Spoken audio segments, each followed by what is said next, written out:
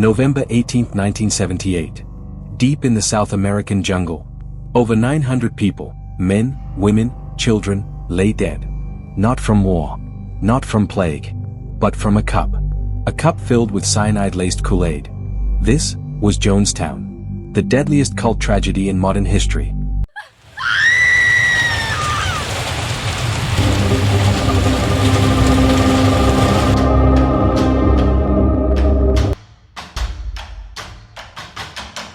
Welcome to Behind the Crime. Step into the real stories, raw footage, and shocking truths. It began with a man. Charismatic, magnetic, dangerous.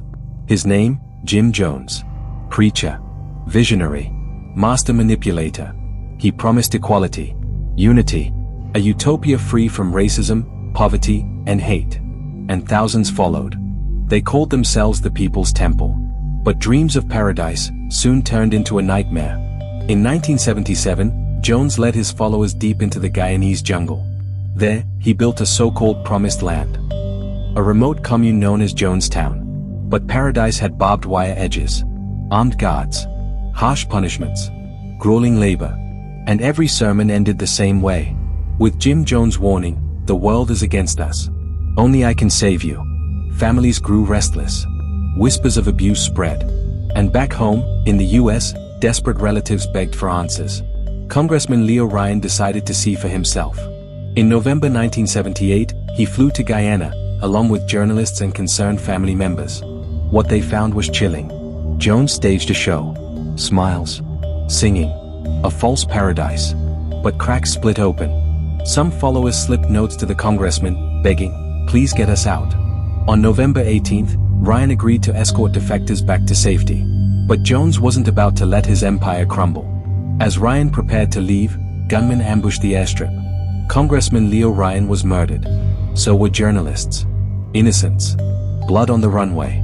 And in Jonestown, Jim Jones gave his final order. A giant vat was prepared.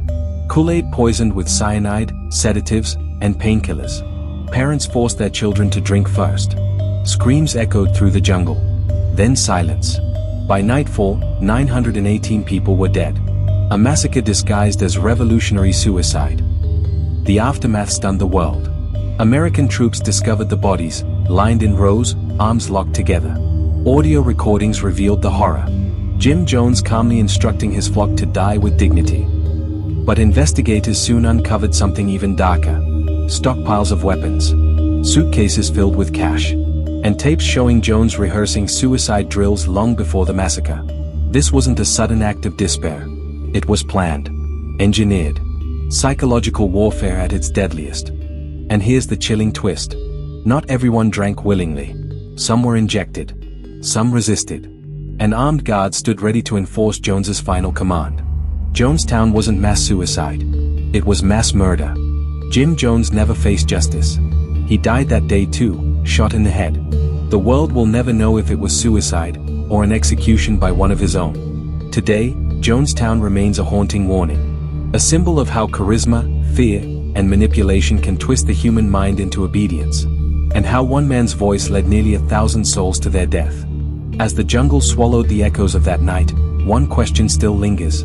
How far would you go, before you realize the voice you're following leads straight into darkness? Thank you for watching this episode of Behind the Crime. We share these stories not to sensationalize, but to remember the victims, learn from the past, and raise awareness. If you found this story compelling, consider subscribing and turning on notifications. We explore real cases that deserve to be told. And remember, justice doesn't always come quickly, but truth has a way of surfacing. Stay safe. Stay curious. Behind the Crime.